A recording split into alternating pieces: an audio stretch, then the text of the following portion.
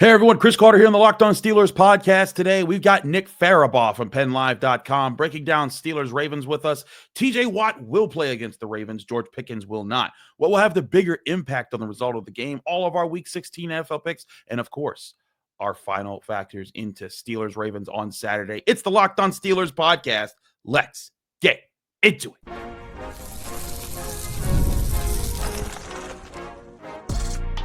You are Locked On Steelers, your daily Pittsburgh Steelers podcast, part of the Locked On Podcast Network, your team every day. Hello and welcome to the Locked On Steelers podcast. I'm your host, Chris Carter, bringing you your daily dose of all things in the Pittsburgh Steelers. As always, you can find the show in your favorite podcasting apps and on YouTube. Like this video if you enjoyed. Subscribe to this YouTube channel to get all of your daily Monday through Friday episodes, as well as our bonus content. We thank you for making us your first listen every day because we're your team every day. And today's episode is brought to you by Hillsdale College. Hillsdale College. Go there right now to hillsdale.edu/lockedon to enroll. There's no cost, and it's easy to get started. More on them later. We've got Nick Farabaugh. He's back from PennLive.com. He covers the Steelers for them. We've had him on here several times talking ball. We now know the news, Nick. We've speculated all week. TJ Watt, no injury designation at all, which means he will play Saturday against the Baltimore Ravens in a key game that could win the AFC North for the Pittsburgh Steelers. But George Pickens will not play. He is designated as out in the Steelers injury report. Other notes here, Justin Fields also out from this game. He never even practiced this week. Deshaun Elliott was a limited participant on Thursday. He is listed as doubtful. Larry Ogunjobi limited all week with a groin injury. He is listed as questionable. Dante Jackson, also a limited participant on Thursday, also listed as questionable. So you got two maybes, a probably not, and two definitely guys are definitely out. But I ask you, Nick, what will have the bigger impact on this game? The fact that TJ Watt will play or the fact that George Pickens won't? I think it's a good question because I think clearly they need both these guys. Sure. Probably the two most important guys on the team, to be quite honest with you.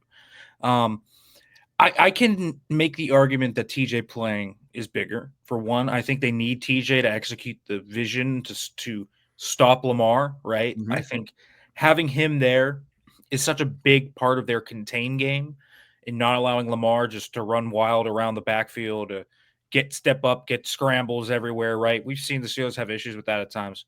But TJ is such a big part of that, kind of holding him in. And the reason that a lot of teams can't execute the Steelers' style of game plan against Lamar and the Ravens offense is because they just do not have TJ Watt.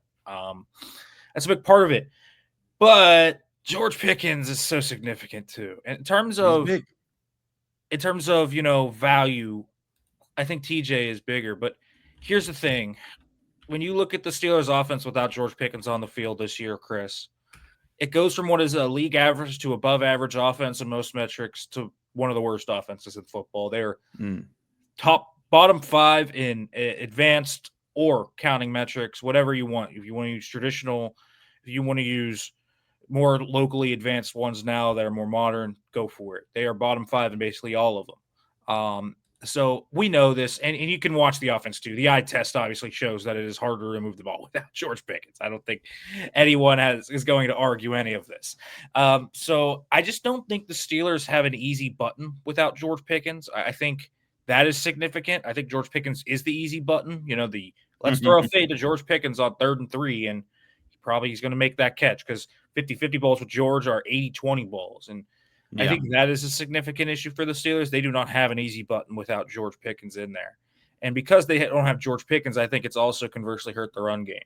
And so I think that's significant. But I also just think the Steelers kind of being able to keep the score down in this matchup is just more important anyways, because they only scored 18 points with George Pickens last time, not 6 field goals, and some of those came on short fields.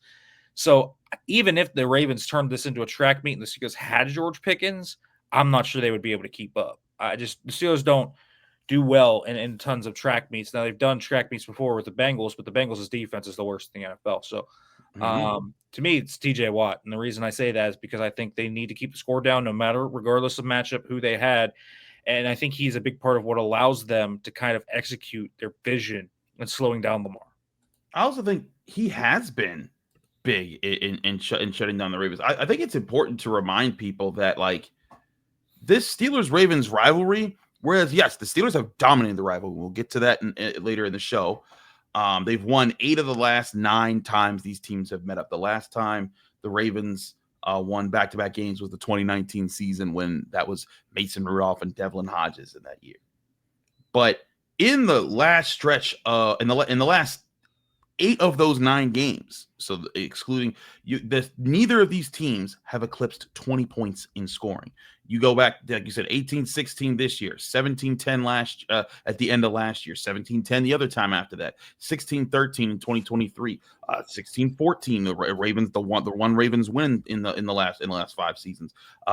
16-13 Steelers in overtime, 2019 Steelers, 19-14 Steelers. You have to go back to the pick 6 Robert Spillane game against Lamar Jackson, where to see the last time that either of these teams eclipsed 20 points in scoring when the Steelers beat them 28-24. This rivalry, Lamar Jackson or not, because I know that him not playing, he has played a factor certainly in some key games, but the Steelers have missed TJ Watt for some big games, and no one makes excuses for them. But you look at the fact that these games have been rock fights every time. George Pickens playing in several of them.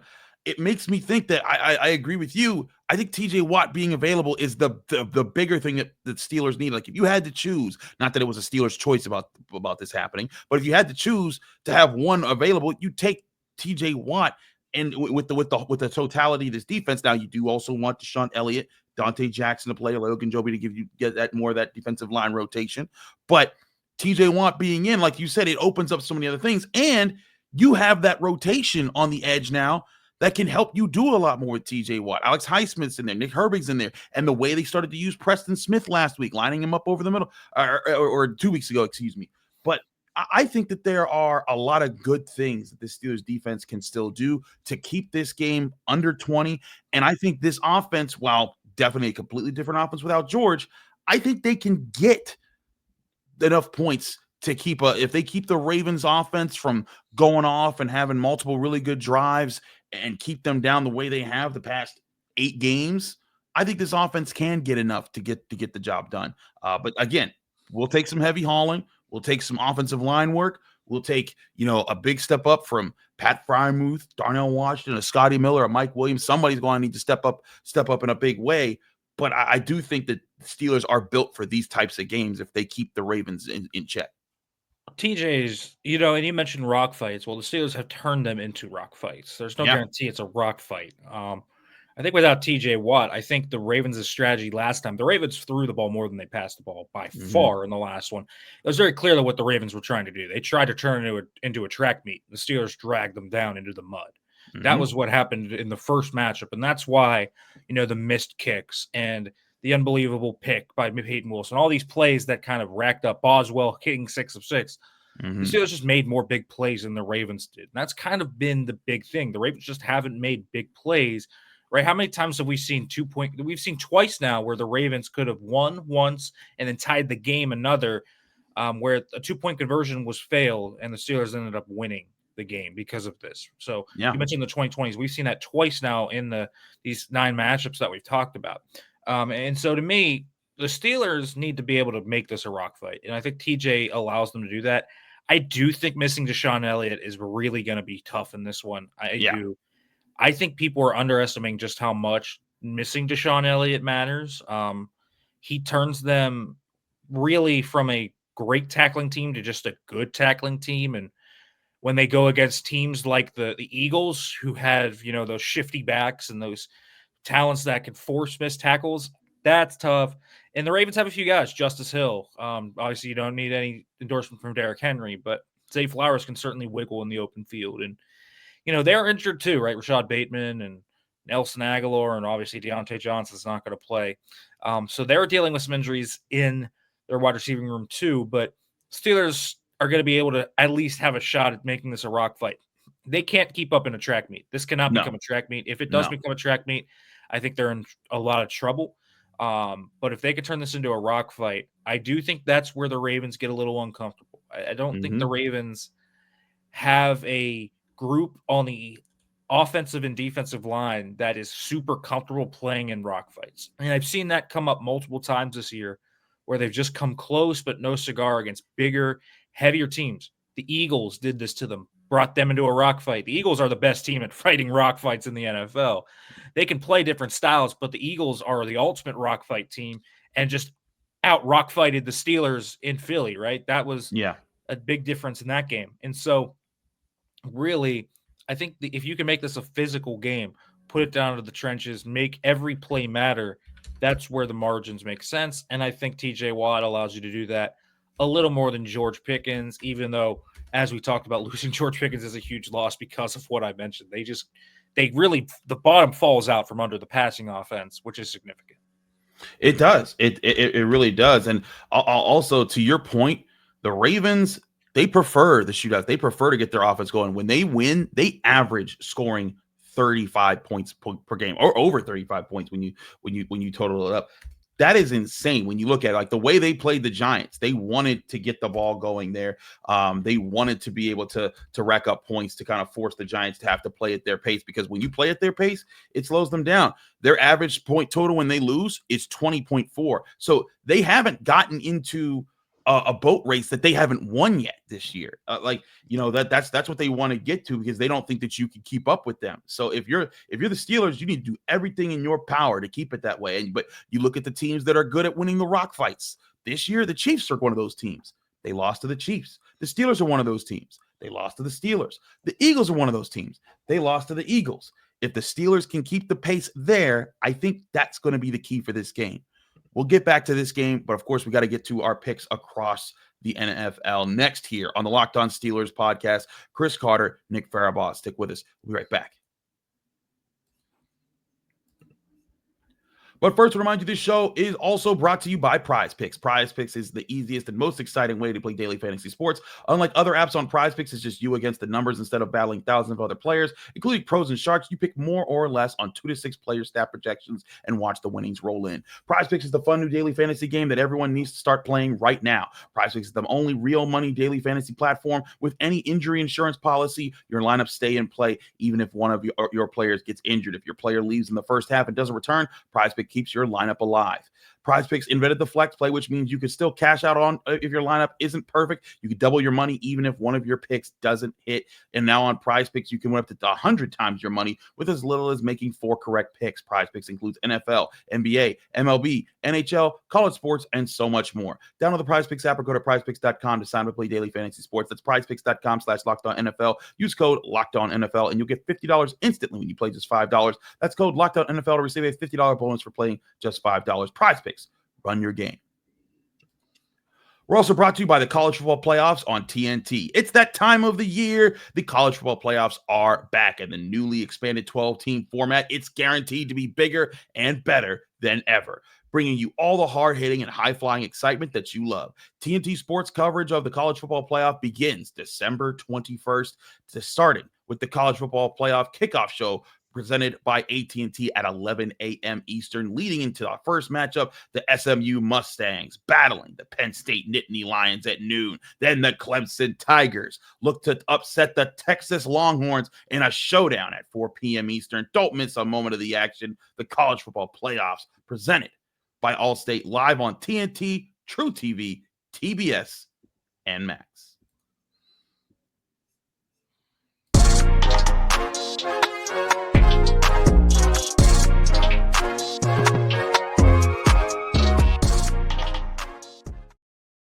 We're back here on the Locked On Steelers podcast. I'm your host, Chris Carter. We get back into Week 16 football, talking with Nick Farabaugh, of course, from PennLive.com. He covers the Steelers for them. We now head to the pick segment here on the show. And I do know that some people are going to be upset because we don't have Jenna Harner here on Fridays. Normally she makes the picks with me, and we apologize. Jenna was very busy on this Thursday, so we couldn't get her. But Nick was happy to come in and be our Friday guy. Nick, you don't do the picks with us, but you should know right now I'm sitting at 156 wins right now on the season. Jenna's right behind me at 155. Neither of us, though, are in first place or even inside the top 50 in our Locked On Steelers Pick'em group on ESPN. Number 1 right now goes to Matt Beebe, who's got 167 correct picks on the season. I'm 11 games back of that guy.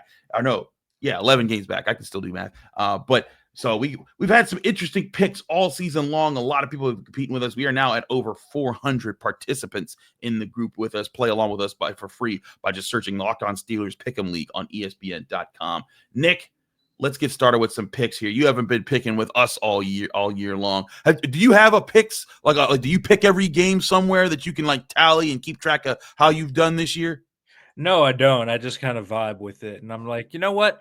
Like, for example, last week I was like, I really kind of feel like the Packers are going to beat the Seahawks. And I just like, I like, sometimes I just like do that. And then sometimes I'm extremely wrong. And I'm just like, yeah, I think this upset could happen. And then obviously it doesn't. So you totally could have just lied down and said, yeah, Chris, I use CBSsports.com and I'm 223-0. So right. what's wrong with you? I completely could say that, but I don't. I really just vibe. And then I make a comment to a friend and be like, I feel like this game's going to go well. And then maybe it does, maybe it doesn't. I'm just like you all. I don't really put it in like that. Well, we're gonna do that for a lot of games coming up this weekend. Of course, we're skipping Broncos Chargers because that's Thursday Night Football, and we're recording this on Thursday. So there you go. But let's start off with a big bang. The game before Steelers Ravens. That's Texans at Chiefs. The Chiefs are 3.5-point favorites here. I have been skeptical about both of these teams, Nick. I keep going back and forth. I feel like the Chiefs are going to fall off at some point, man. And I'm picking Saturday to be the day that it happens. Patrick Mahomes got injured at the end of the last game. Looks like he's going to play. But I think the Texans got something cooked up in this game, man. I think something weird's going to happen. Something wacky's going to happen. And Houston, I'm not saying that Houston's the better team, but I think that something weird's going to happen in this game and they're going to win. Am I crazy here? I think Houston is a complete fraud team. I really do. Get out of here, Chris. I mean, I understand what you're saying. Like, yes, Kansas City has gotten a lot of bounces and they're not as good as their record, but that looks like a playoff team still. That looks like a team that can make a run in the postseason because they have Patrick Mahomes. You watch the Texans offense and it's just really hard to like actually see them going on a run. I just don't love that offense. The defense has been solid and everything, but they're missing a few guys on the offensive line. The Chiefs defense and Steve Spagnuolo, I still really trust them despite them having a lot of trouble corner. I am picking the Chiefs in this one. It's in Arrowhead too. I mean, there's a lot of things I think that I understand why someone would pick the Texans, and I get it. But I just don't think the Texans are like that this year. So I'm going with the Chiefs. I wouldn't be surprised. I wouldn't be surprised if the Texans win, but for the reasons I just stated, I'm going Kansas City.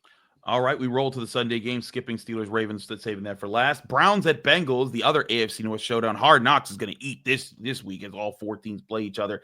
But the Bengals are 8.5-point favorites. The Browns are starting Dorian Thompson-Robinson. Listen, I've said the Bengals have been vulnerable with their defense all year, but they can't lose this game. They're beating this. I think they beat the snot out of the Browns in this one. I mean, T. Higgins was a DNP today. I don't know if he'll play. We'll see. That's a big one. But as you mentioned, Dorian Thompson-Robinson hurt. Myles Garrett was also a DNP. So, again, I don't know if we'll see if some of these guys will play or not. But I agree. I think, the Browns, man, are just a mess. And even though the Bengals defense, is not only bad, but is not going to be without Logan Wilson and Sam Hubbard for the rest of the regular season at least. They're even going to be worse. That's significant. But I do think the Bengals and Joe Burrow are going to be able to put up points, even without T. Higgins. Jamar Chase still exists. And They have enough weapons to pick up from there. So, yeah, I'm taking the Bengals in this one. I kind of have to, I feel like, especially because, they are at home at least. This isn't like they go on the road to Cleveland and it feels like, oh, maybe something goes wrong there. Cardinals 4.5-point road favorites over the Panthers in Carolina. Cardinals right now sitting at 7-7, trying to hold up gas for air to make the playoffs. The Panthers are out of it, 3-11. Panthers have shown some fight though lately, man. They've put up some tough losing efforts. I have to say I've been impressed. I go back and forth about this one, man. I feel like this could be the upset, but I'm going to stick with the Cardinals. I know they're going to the East Coast. I'm going to stick with the Cardinals because they need this win. The Panthers don't really need this win. But I would not be a shocker. Like, this would be one I would tell people, if you're feeling antsy about an upset, this would be a good one to pick. Yeah, the Cardinals have been a team that kind of beats the teams they have to beat this year. They've taken care of business, and they just lose to better teams. They really haven't had a stinker where it's like, oh, they should have won that game. Like, okay, they Right. lost twice to the Seahawks. Makes sense. They beat the Dolphins. They beat the Chargers. They lost to they beat the 49ers. They lost to the Commanders. They lost to the Lions. I mean, these are games that they probably shouldn't have won anyways. They are like the most 9-8 team I've ever seen. Like, they really do remind me of some of like the early 2020 Steelers teams where it's like, this team is not doing anything in the playoffs, but they can win They're fighting against worse teams, like, picking 19th every year. And that's what it feels like. I agree with you that the Panthers have been stingy and Bryce Young's been playing way better, but there's also just a talent deficiency on that roster. And the Cardinals have enough guys, Kyler and Budda Baker and other guys around there that can at least prop them up. And this is such a must-win game for Arizona. I mean, if they lose this game, their season's basically over. Their defense has been really hot and cold. I think I'm going to go Arizona, but that's a shaky pick because I do like what the Panthers have been doing, and Adam Thielen has seemingly become 27-year-old Adam Thielen over the past 4 weeks So too. weird. So I don't know where that came from, but everyone said he was washed. Now he looks like how he did in Minnesota all of a sudden. Eagles 3.5-point road favorites over the Commanders, a big NFC East showdown. The Commanders looking to hold on and try to keep this a divisional race, even though they're back 3 games of the Eagles right now. I'm taking Philadelphia. They're playing really well. I know this is in Washington. I think Washington is a good team. I do think that they aren't some chumps just sitting there at the 7th seed. But I think the Eagles are just playing way too well to bet against them right now. Yeah, I agree. And the Commanders are a little banged up too. Lost Noah Brown, a big part of their wide receiving room. I do like what the Commanders have. I think they're able to neutralize some of the passing game stuff a little more because no Dallas Goedert and Marshawn Lattimore really balled out last week. Yeah. So I think there's a chance that they can maybe neutralize A.J. Brown and do some things there. But their run defense has struggled, and Saquon is just a force. So I agree. I'm going Eagles here. It's really hard to bet against the Eagles at all right now. I mean, they're probably playing the best football out of anyone in the NFL, maybe except for Buffalo. So they are really playing at a high level. So I'm going Philly as well. I feel you on that. Let's go quick on some of these other ones that I think are less relevant right now. Giants at Falcons. Michael Penix will be starting. They are 8.5-point favorites at home. I'll ride with the Falcons. I don't know if there's a team the Giants could play that I would pick. I would pick the Giants to win right now. Yeah, I'm with you. I'm picking the Falcons with all their disarray still and everything. It's just like I can't. The Giants quarterback play alone is a crime against football. Jenna would rail against them right now as being our resident Giants fan on the podcast. But Colts host the Titans. The Colts are 3.5-point favorites. Give me the Colts. I don't feel great about this. Mason Rudolph is supposed to start this game, but I don't feel great about either team. The Titans are bad. The Colts aren't good right now. I think that they had some juice earlier in the season and it's kind of fallen off a little bit. But give me Indianapolis winning.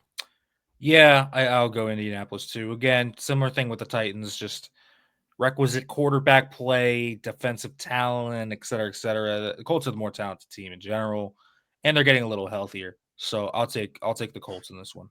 Lions at Bears. Lions 6.5-point road favorites here. I'm not only taking the Lions, I'll say they'll cover those 6.5 points. Despite losing half the roster to injuries, yes, I am taking the Lions as well. Rams at Jets. Rams are 3-point favorites here. Give me the Rams. I think they're playing some good football late in the season. The Jets are just a complete mess. You saw that Diana Rossini article that was just scathing the Jets about how badly their organizations run. They are falling apart at the seams, and I'm not picking them to win again this season unless something else crazy happens. Yeah, I'm with you. The Rams are kind of hitting a nice sweet spot, and they need this game, right? Leaders They do. Division, but the Seahawks are right on their tail. So yeah, I agree. And they're playing some really good football right now. They are. I'm taking the Rams. Moving right along, Patriots at Bills. Bills are 14.5-point home favorites. Give me that and the points. Yep, I agree. Bills in this one. Again, I don't know if anyone's playing better than Josh Allen right now. He's balling out of his mind. Niners at Dolphins. This is a trickier one. 1.5-point favorites of the Dolphins at home, but give me the Dolphins. I think that Tua can get them a dub. I think the Niners are just a really, really, really, really, really, really, really, really, really hurt up team right now. They are, and they've struggled, man. But the Dolphins are so inspiring. And they're still so bad. I don't know. But Tua typically is able to kind of carve up these teams that are limited with injuries or limited defensively, et cetera, et cetera. And the 49ers are because of so many injuries right now. And so I'll take the Dolphins because, again, when Tua is presented with a juicy matchup, he typically takes advantage. So I'll take it. Jaguars at Raiders, a toilet bowl here. Raiders 1.5-point favorites. You know what? Here's what we're going to do. Call it in the air, Nick. I mean, I don't know. Call it. Call it. Heads or tails right here. All right, tails. It's tails. I'm taking the Jaguars. I don't know why. I don't care. I do not care about this game. What is it? Desmond Ridder against? I don't even know who. Exactly. Mac Jones? Is it Mac Jones? Oh boy. I don't. I will go with the Raiders just because Max Crosby's out for the year too. Good Lord. I don't even know. That's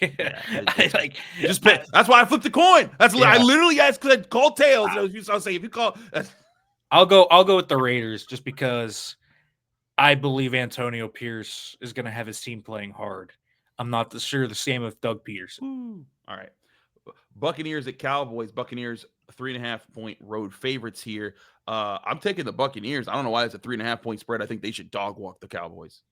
They should, but their defense is absolutely atrocious. But I agree. I'm not putting my money on Cooper Rush, but CeeDee Lamb. If you have CeeDee Lamb and you're playing in your fantasy playoffs, smash that button. He's going off for like 40 against this Bucs secondary. I can see that. I can see that. Packers host the Saints for Monday Night Football. Last one before we switch to the next segment and talk Steelers Ravens again. Packers are 14.5-point favorites this week. Give me that and the points. I don't care what Spencer Rattler. I don't care. Packers are smacking these guys.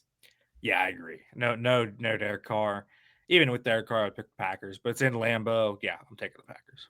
All right, those are all of our picks outside of Steelers Ravens. So who do we got in that game? Find out next here on the Locked On Steelers podcast.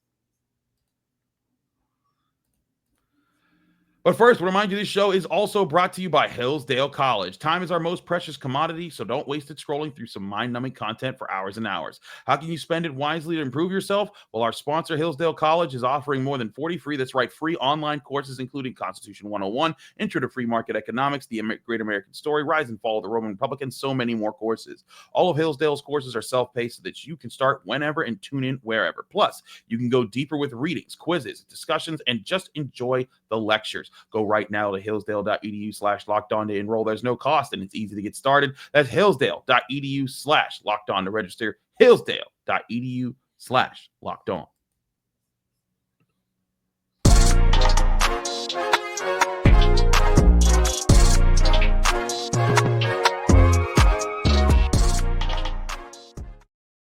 We're back here in the Locked On Steelers podcast. I'm your host, Chris Carter, here with Nick Farabaugh of PennLive.com, their Steelers reporter. Nick, we talked about the Steelers staying in control of this rival. We've talked about how they've won 8 out of the last 9, and the last 8 of those games, which they're 7-1 in the last 8, have all come with both teams scoring 20 or less points. Only one time has a team reached 20 points, and that was one of the Steelers' wins. If you are to keep the Ravens into that, is there something extra that you haven't seen the Steelers do this year that needs to do it? Or is there simply just a formula that they have right now that allows them to keep putting Lamar Jackson in these binds? I mean, they have to stick to the receivers. That's what they did so well, I thought, in the first matchup. Lots of coverage sacks, throwaways. We saw that at times against the Eagles, but not nearly consistently. Too many coverage busts, too many losses in man-to-man. Now, here's the thing. If Rashad Bateman doesn't play, Nelson Aguilar doesn't play, you're going to be going up against Zay Flowers, Tylan Wallace, and Devontae Walker. It's not A.J. Brown, Devontae Smith, and Jahan Dotson. And Joey Porter locked down Zay Flowers the last time that they played. Correct. And so I look at the Steelers secondary and say, okay, there's a better chance here. Now, no Elliott is a little bit of a bummer because It is. you want to, because I think if you have those guys out, naturally the people you turn to are Andrews and Likely. And so you're just got to plaster across the board. Patrick Queen, Micah Fitzpatrick, big games for them in terms of man-to-man responsibilities. So I think that's what you're going to have to do. The secondary really needs to step up. They've struggled. They have been the Achilles heel of this defense this year. Whether that's been Joey Porter Jr.'s rocky year. I think Dante Jackson, despite his splash plays, has had rocky moments in coverage. Beanie Bishop looks like an undrafted free agent every now and then and just busts a coverage. I think what can't happen this week, what did happen last week, Chris, is you have to tackle. You have to tackle. You cannot let you have Justice Hill on 3rd and 9 in the flat. Wrap him up. Do not let him get a first down. That will kill you in games like this. And it killed the Steelers against the Eagles. Really, if you look at those possible wrap-ups, right, you could have held them to 3 multiple times. You could have stayed in that game. And so significant that part of it. So that's going to be the formula. I think the Steelers have the talent up front to get after this Ravens O-line, specifically because I think the Ravens' interior offensive line is a little weak. Guys like Daniel Falele have not played at a super high level. And I think, you can see TJ Watt, Alex Highsmith, guys over the interior, Cam Hayward, Keanu Benton, Larry Ogunjobi, these guys that you feel like you have an advantage there. And I thought the Steelers exposed that in the first matchup. So I want to see it again, and I want to see what they can do here. But the secondary is going to need to step up and have another great game against them because they did the first time. I thought, despite everything that happened in that game, I thought the secondary's play was maybe the biggest reason they won that game. I thought it was huge. They stuck to the receivers. They stuck to the tight ends. They created tight passing windows. Like you said, Lamar Jackson had to keep holding on to the football. And if there's a defense that knows how to contain him and stop him from just taking over games with his legs, it's the Steelers. They know how to keep to their rush lanes. And I think one thing that our guy Kevin Ostreicher has pointed out to me from Locked On Ravens, he's like, the Ravens do really well against teams that do not have big physical fronts that can dominate the line of scrimmage. If they have quicker defensive lines that went off of speed and quickness, they can handle those groups. But the teams that have like the Cam Haywards, the TJ Watts, the Alex Highsmith, the Keanu Bentons, like they have been a kryptonite for the Ravens. And again, you look back at some of the teams that they've lost to this season. The Chiefs, physical up front. The Raiders with Max Crosby. The Browns with Myles Garrett and Shelby.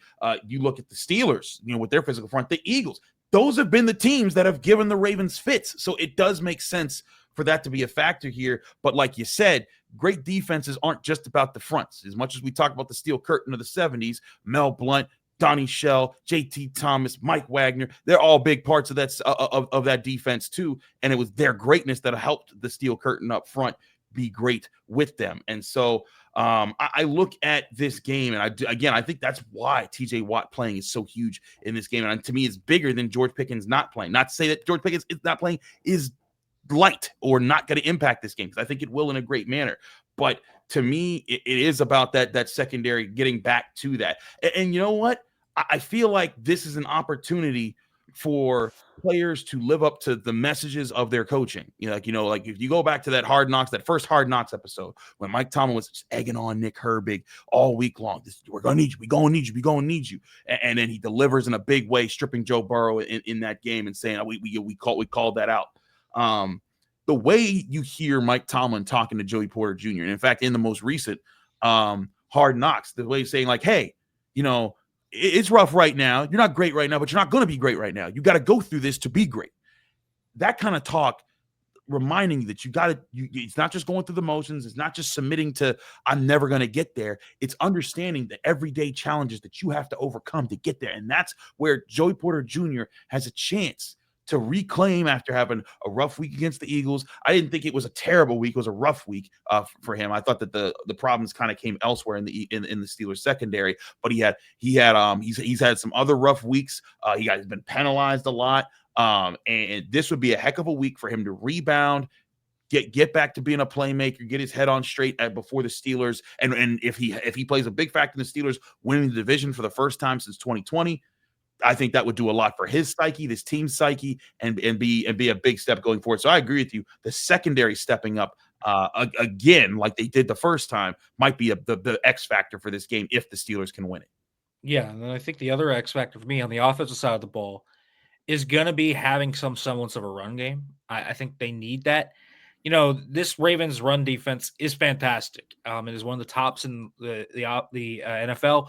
But their pass defense since that first matchup has also been extremely good. They put Kyle Hamilton back at safety. Trey White came in at corner. They're getting TJ Tampa back this week, or Darius Washington starting over Marcus Williams.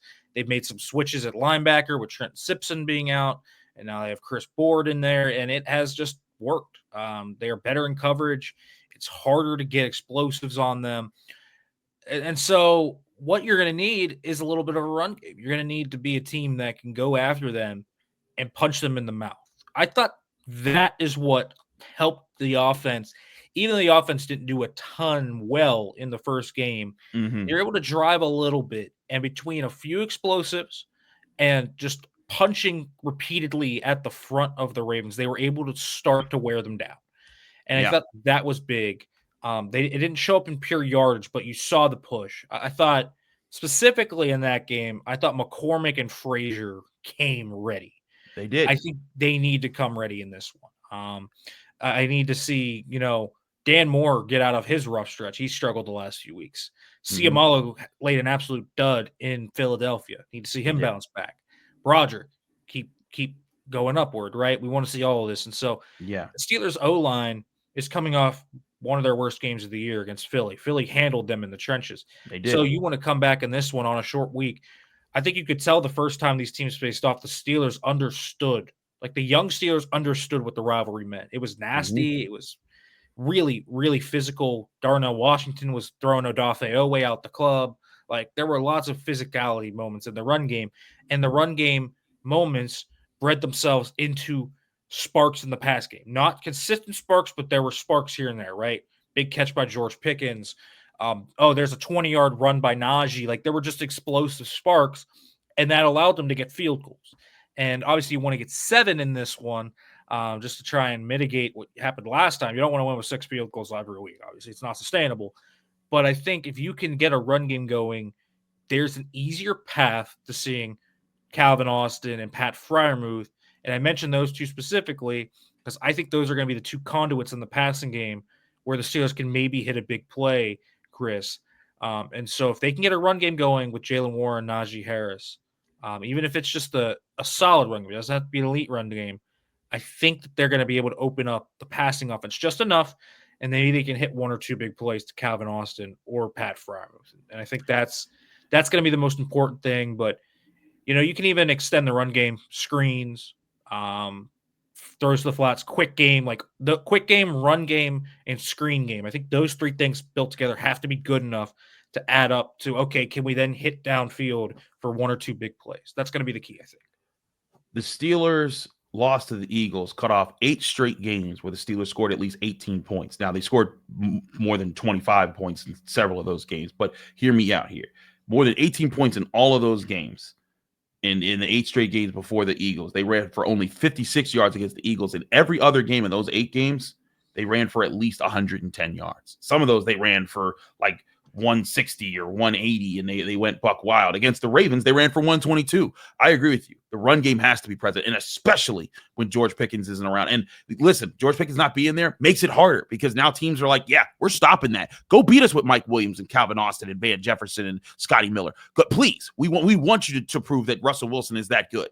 But if the run game gets going and defies that, and again, it doesn't have to average 5 yards a pop, but if you're grinding at him and you're winning, you can get that. You can create 3rd and shorts, and then you win the 3rd and shorts. That's what wears teams down. That's what limits it. Another factor that I think played a huge role in that Steelers win over the Ravens. The Steelers, like the Eagles did to the Steelers dominated time of possession. They had the ball 36 minutes to the Ravens 23, practically a 13-minute advantage over the Ravens in time of possession. That's almost an entire quarter. If you can get something like that in this game, that could play a big factor in limiting Lamar Jackson and forcing that rock fight to happen. So all that being said, Nick, how we do our predictions here, by the way, your odds and lines and ends from FanDuel Sportsbook on this game are 6.5-point dogs. The Steelers are in Baltimore. The money line's at plus 235. Steelers minus 290 for the Ravens. The over-under has now moved back down to 44.5 points.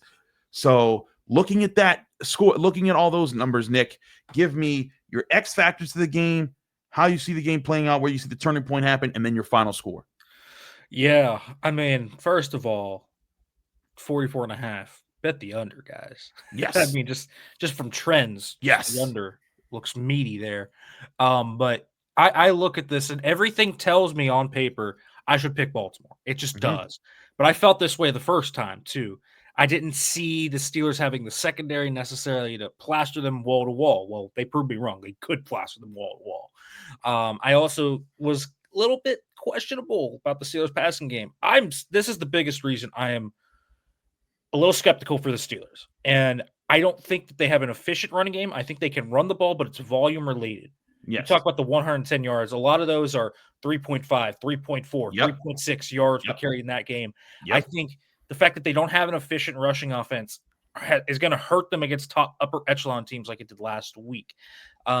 Because I think the explosives in the passing game kind of offset it, right? They're able to kind of keep the life afloat, run the ball, continue possession. Do they have an easy button this game on offense? They don't, and they're going to have to create it. And so it's going to either be the run game, it's going to be the screen game, it's going to be something, right? They need to find the easy button because George Pickens is the easy button. Maybe the easy button's Pat Freiermuth. I don't know. You can find different things, right? So my X factor for the offense is find an easy button, whatever that is. It's got to be the run game, Pat Freiermuth, screen game. Something has to be your easy button. You have to continue drives because last week they never found an easy button and they were on the field on defense consistently. For the defense, it's what we talked about. Contain Lamar, but the secondary needs to show up and play. It doesn't matter if it's James Pierre out there. It doesn't matter if it's Corey Trice, Devontae Casey, Cam Sutton, all these guys that are going to be in there maybe as replacements. They need to play at a high level, and they need to wrap up, tackle. That is going to be the biggest thing. So I think secondary play and finding an easy button on offense are the big things. And I think your turning point in this game is specifically going to be, do the Steelers early on? I think it's going to actually be early in this game, Chris. Is Baltimore going to find early success to be able to turn this into a track meet? If they're able to turn this into a track meet, not only will they cover, they will beat the Steelers by 10+ points. I am confident with that. I think if the Steelers do not stop this from turning into a track meet, they're in trouble. However, I think the Steelers have the personnel with TJ Watt in there to drag them into the mud. And we've consistently seen when the Ravens get dragged into the mud, they're uncomfortable. They don't necessarily have the bigs on both sides of the ball to consistently hold up over 4 quarters. And every now and then they make some bad plays. Justin Tucker hasn't been a consistent field goal kicker, and we know Boz has. And that has been huge for the Steelers in a lot of these games. Just having Boz's leg being that consistent has been huge for the Steelers. And I'm honestly at the point, Chris, with the Ravens right now, where show me you can beat this team. Like it has gotten to the point, 8 of 9. This isn't a rivalry right now. This is it is a domination over the last 5 seasons of the Pittsburgh Steelers taking it to the Baltimore Ravens and sweeping them even when they're playoff teams. Like that is the thing. Kenny Pickett is going into your building and beating you. Like we are seeing things that just don't happen necessarily in this rivalry. And so the Steelers kind of have their number. And so for me, I'm with the Ravens at this point where it's show me you can do it. Yeah, you have a lot of advantages on paper, but the Steelers also have a clear formula that they've used over years to defeat you. You've turned the ball over 8 times in the last 3 games. That's why you've lost. That's why you've lost. And the Steelers are the best turnover creating team in the NFL. They've created the most turnovers in the NFL. Even when they have struggled in games, they have been able to create turnovers, Chris. And that's what matters, because if you can get this offense short fields, one explosive play can mean you're in the end zone. And so I'm taking the Steelers in this one. I really am. And the reason is I think they have a formula to do it. I think they've shown the ability to do it. And despite everything that I said on paper that says maybe the Ravens, this could be the week that does it, the Ravens just haven't proven that they can make it a track meet. They haven't shown their ability to get it there. And so until they show that they can do it, I think it's tough sledding. To your point, as I said before, I pointed out those averages. I'll point this out in an easier way that's digestible for our listeners and viewers. In every single win the Ravens have had this year, they have scored 28 or more points. In every single loss, they have scored 24 or less.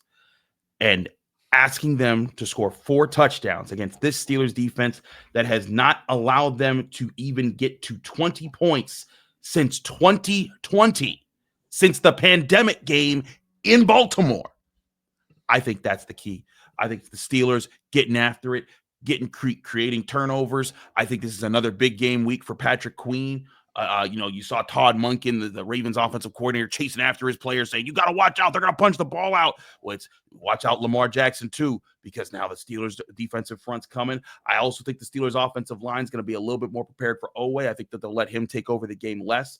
I think that if like you said, if this gets into a rock fight, and for 8 straight games, this rivalry has been rock fight after rock fight after rock fight after rock fight after rock fight after rock fight after rock fight, the Steelers are going to find a way to win this game. I'm going to say final score, give me, 19-14. Something weird. It's going to be some funky looking ugly score that someone's going to say, that doesn't look like modern football. And everyone's going to say, who cares? It's the AFC North. Yeah, I think my final score is going to be something like 20-7, 20-18. And I'm even going to do a funny prediction again. All right. The Ravens are down 20-12. They score late and they fail the 2-point conversion to lose. That'd be very much on point for this rivalry because they have done that so many times. It's so crazy. But we got to get out of here because we're way over our time. Nick Farabaugh from PennLive.com. Nick, thanks so much for joining us. Let people know they can find you, follow you, and get more of your work. Yeah, feel free to follow me on X, Farabaugh FB. Read the stuff over Penn Live. Tons of great stuff coming. Absolutely. He's Nick Farabaugh. I'm Chris Carter. You can follow me on Twitter, Instagram, TikTok, Blue Sky, all the apps at Carter Critiques. That is my handle. You can find me here on the Locked On Steelers podcast every Monday through Friday on your favorite podcasting apps and on YouTube. Like this video if you enjoyed. Subscribe to this channel to get all of my daily Monday through Friday episodes. You can also read my work in the Pittsburgh Post-Gazette, post-gazette.com, where I did a film breakdown on how the Steelers need to improve in their third down defense after last week's rough outing. We'll be here Saturday evening after the game with a post-game show, so don't think you're skipping out just because we're usually Monday to Friday. Keep it here with the Locked On Steelers podcast. We'll see you after Steelers Ravens.